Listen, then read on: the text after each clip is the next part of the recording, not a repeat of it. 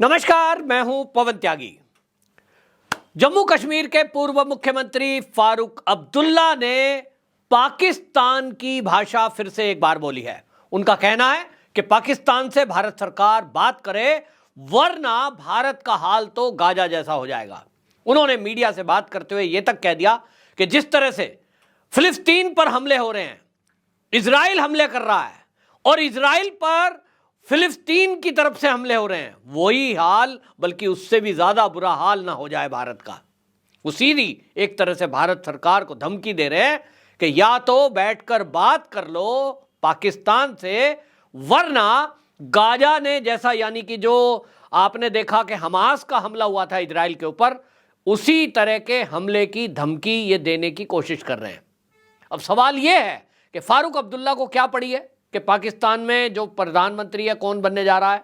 वो कहते हैं कि साहब जिस तरह के हालात हो रहे हैं, आए दिन आतंकवादी हमला कर रहे हैं, ये इसीलिए हो रहा है क्योंकि अटल बिहारी वाजपेयी जी ने कहा था पड़ोसी बदले जा सकते नहीं हैं, दोस्त बदले जा सकते हैं, तो पड़ोसी से हमारी बात करनी चाहिए। ये सरकार तो बात कर नहीं रही है। भाई फारूक अब्दुल्ला जी के इस बयान का मतलब क्या है कि वो भारत की सरकार को ये कहना चाहते हैं कि या तो आप आतंकवाद के मुद्दे पर झुक जाओ और पाकिस्तान के सामने जाके गिड़गिड़ाओ कि साहब हमारे यहाँ जो आतंकवाद हो रहा है उसका कारण बता दीजिए। तो वो बताएगा कि साहब कश्मीर को हमें दे दो, तो मोदी जी कहेंगे अच्छा भाई कश्मीर ले लो, आतंकवाद बंद कर दो। फारूक अब्दुल्ला क्या कहना चाहते हैं? पिछले दिनों इन्होंने कुछ दिन पहले फिर से एक ये बयान दिया था कि देखिए आप जो है पाकिस्तान को नजरअंदाज नहीं कर सकते, ये जो मुद्दा है कश्मीर वाला, इस पर एक तरफा फैसला नहीं कर सकते, इस तरह की बातें बोली हैं। फारूक अब्दुल्ला खाते भारत का है, गाते पाकिस्तान का है, और आज सोशल मीडिया पे वो ट्रेंड किए जा रहे हैं, उनको लोग ट्रोल कर रहे हैं। उसमें ट्रोल करके लोग कह रहे हैं, वो ट्रेंड कर रहे हैं इस बात को लेकर के, हैशटैग लोग चला रहे हैं। वो कह रहे हैं कि साहब ये जो है खाता तो भारत का है, गाता पाकिस्तान का है। पाकिस्तान तो यही तो कह रहा है कि आकर बैठ के बात करें।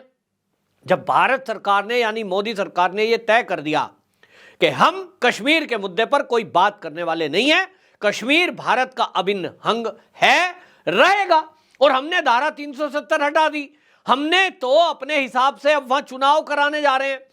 पीओके की भी 24 हमने विधानसभा की सीटें रखी हैं, हम तो वहां योजना बना रहे हैं चुनाव कराने की, पीओके को भारत में फिर से मिलाने की, पाकिस्तान का अवैध कब्जा छुड़ाने की।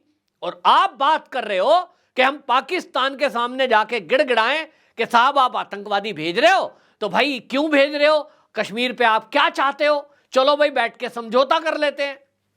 ये फारूक अब्दुल्ला इस तरह की भाषा क्यों बोल रहे हैं? सवाल तो यही है। असली बात यह है कि इनको यह लगता है कि अब चुनाव की प्रक्रिया शुरू होनी है, और कश्मीर में चुनाव की प्रक्रिया शुरू हो उसके पहले इनके पास कोई एजेंडा तो है नहीं। भाई मोदी सरकार अगर केंद्र में जो काम कर रही है, जो योजनाएं अभी कश्मीर के अंदर भी लागू है, और जिस तरह से शांति हुई है, मोदी के पास तो अपना एक विजन है। भारतीय जनता पार्टी का कैंडिडेट प्रत्याशी जब उतरेगा मैदान में तो वो गिनवाएगा कि हमने कश्मीर के अंदर धारा 370 हटाने के बाद क्या क्या विस्तार के काम किए हैं, कितने कॉलेज बन रहे हैं, कितने पुल बनाए, कितने हाईवेज बनाए, और हमने क्या क्या विकास के काम किए हैं, किस तरह से लोगों को उज्ज्वला गैस दी गई है, मकान दिए गए हैं, फ्री का बीमा दिया गया है। एक लंबी फहरिस्त भारतीय जनता पार्टी के प्रत्याशी कश्मीर और जम्मू के चुनाव के दौरान उसको दोहराएंगे, लोगों को बताएंगे।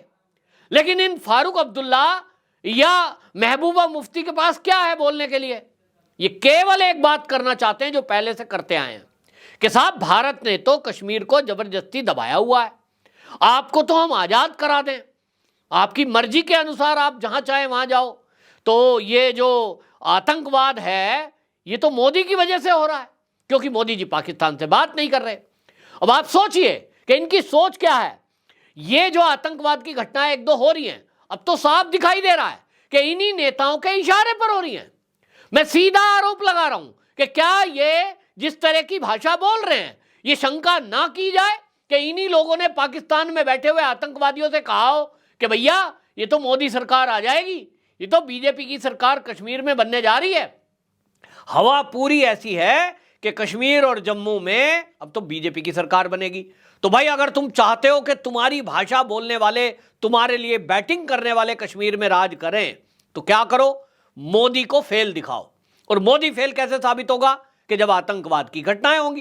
क्योंकि मोदी हो या बीजेपी वाले, वो तो सब जगह ये कहते हैं देखिए धारा 370 हटने के बाद कश्मीर में कैसी शांति हुई है, कोई आतंक की घटना नहीं है। पहले आए दिन बम फूटते थे, आजकल नहीं फूट रहे हैं। और इसीलिए आप देखिए कि अभी पिछले ही दिनों जब हमारे जो सेना के जवान हैं उनके ऊपर किस तरह से घात लगाकर हमला किया गया, जिसमें 3 सैनिक हमारे वीर गति को प्राप्त हुए। और अभी हाल ही में रिटायर एसएसपी को गोली मार दी गई जब वो मस्जिद में अजान पढ़ रहे थे, अजान बोल रहे थे।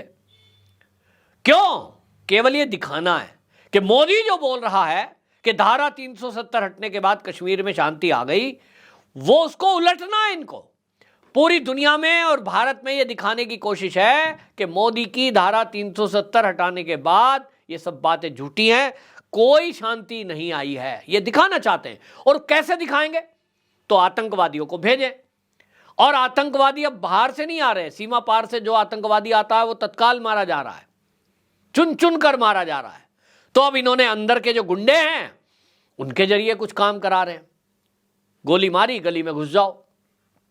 लेकिन ये जानते नहीं है कि इस समय मोदी है और जो बयान इन्होंने दिया है, एक शब्द भी इधर से उधर हुआ होता तो आपको बता दूं कि अभी जो संसद में नए 3 बिल पास हुए हैं ना, कानून बना आईपीसी और सीआरपीसी कानून जो पास हुए हैं, उसमें सीधा साफ है कि यदि आप सेना या देश के विरुद्ध कोई बयानबाजी करोगे तो राष्ट्रद्रोह के केस में जेल में अंदर सड़ोगे। अभी जिस तरह की भाषा बोली है कि या तो भारत सरकार पाकिस्तान से बात करे, वरना तो ये कश्मीर का हाल, भारत का हाल भी गाजा जैसा हो जाएगा, फिलिस्तीन जैसा हो जाएगा। सीधी धमकी है। आप क्या कहना चाहते हैं? हमला तो आतंकवादी कहीं भी कर देते हैं। अमेरिका में कर दिया, लंदन में कर दिया, दुनिया के कई देश ऐसे हैं जहां आतंकवादी अपना हमला कर ही देते हैं। कोई अगर लगा ही हुआ है पीछे कि मैं मर भले ही जाऊं, 2-4 को मारूंगा, उसका कोई क्या बिगाड़ सकता है? कोई ट्रक घुसा देता है, 20-50 आदमी मार देगा। कोई खुद बम बांध के फट जाता है। अब उसको तो रोका नहीं जा सकता, लेकिन इतना जरूर है कि भारत ने जिस तरह से सर्जिकल स्ट्राइक किया था, पाकिस्तान में घुसकर उनके कैंपों को उड़ाया था, तो भारत तो आज वो ताकत रखता है। भारत आज भी उसी को करने की प्लान कर रहा है।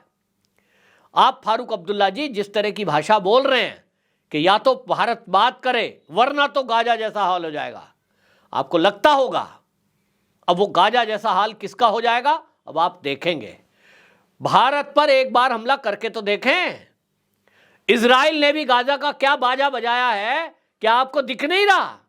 अगर ये फारूक अब्दुल्ला कह रहे हैं कि गाजा जैसा हाल भारत का हो जाएगा, यानी वो जो दिखाना चाहते हैं वो कह रहे हैं कि हमास जैसा हमला यहां हो जाएगा। लेकिन ये शायद इनके मुंह से ठीक निकल गया। अगर पाकिस्तान के आतंकवादियों ने हमास जैसा हमला करने की हिमाकत भारत के अंदर की, तो मैं खुली चुनौती दे रहा हूं, करके देख लो। भारत की सेना और भारत की सरकार दोनों तैयार बैठे हैं, कुछ करो तो सही। फिर देखो मोदी कहां बात करते हैं, मोदी कब बात करते हैं। बात तो करेंगे, फारूक अब्दुल्ला जी आपकी राय है ना, बात करें। हां, बात करेंगे। जब भारत की सेना लाहौर तक पहुंच जाएगी तब बैठ के बात करेंगे कि बेटा कितना रखना है, कितना छोड़ना है। लाहौर जाके रुकेगी हमारी सेनाएं। आज पाकिस्तान का जो हाल है, वहां की सेना के पास टैंक चलाने के लिए डीजल के पैसे नहीं है।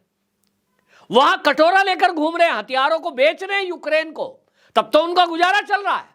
और आप कह रहे हो ऐसा कटोरा लिए देश से भारत, जो कि आज समृद्ध भारत है, विश्व की 5वीं सबसे बड़ी आर्थिक स्थिति पर हम पहुंचे हैं, आप कह रहे हो उससे भिखारी से बैठ के बात करेंगे हम? नहीं, मुंह में और अपना हक ले लेंगे।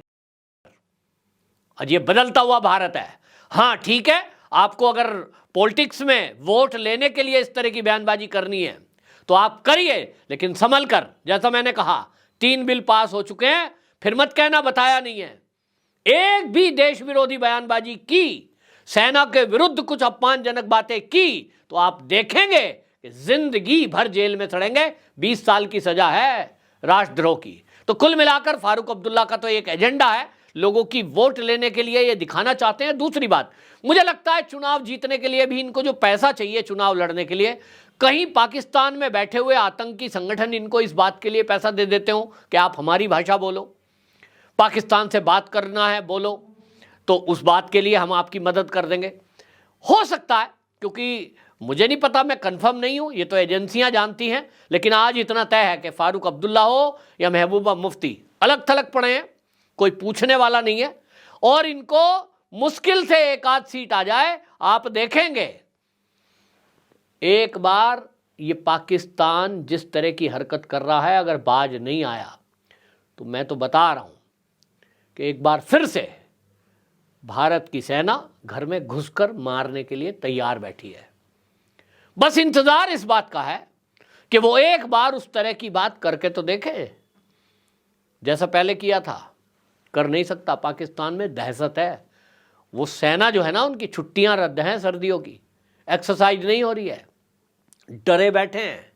लेकिन हमारे ही देश के ये हमारे नेता फारूक अब्दुल्ला टाइप के ये जिस तरह की भाषा बोल रहे हैं, ये गद्दारी की भाषा है, इसको कभी सहन नहीं किया जाएगा। पूरे देश के अंदर इस बात को लेकर गुस्सा है कि ये हमारे देश का नेता, जो हमारे टैक्स के पैसे से इनको सुरक्षा और सब कुछ मिला हुआ है, इन्होंने जीवन पूरा आनंद में बिता दिया और हमारे ही टैक्स के पैसे से ये अभी तक पले बढ़े हैं, इस तरह की भाषा बोलते हैं। इनको कोई कार्रवाई क्यों नहीं की जाती? इनके ऊपर कार्रवाई सरकार करेगी। ये चाहते हैं कि इनको उठा के जेल में डाल दिया जाए, जिससे कि इनको कुछ सहानुभूति की वोट मिल जाए। मोदी जी भी इस बात को समझते हैं, क्योंकि सुप्रीम कोर्ट ने भी अब कहा है चुनाव करा दिए जाएं। चुनाव हो जाएंगे, उसके बाद भारतीय जनता पार्टी की सरकार जम्मू और कश्मीर में बनेगी। उसके बाद इनका हिसाब किया जाएगा। निश्चित जानिए, फारूक अब्दुल्ला हो या महबूबा मुफ्ती, ये जितनी बयानबाजी कर रहे हैं, इसका एक एक बयान का हिसाब ये तो निश्चित रूप से मोदी पूरा करेंगे। आपकी क्या राय है? कमेंट बॉक्स में जरूर बताएं। वंदे मातरम।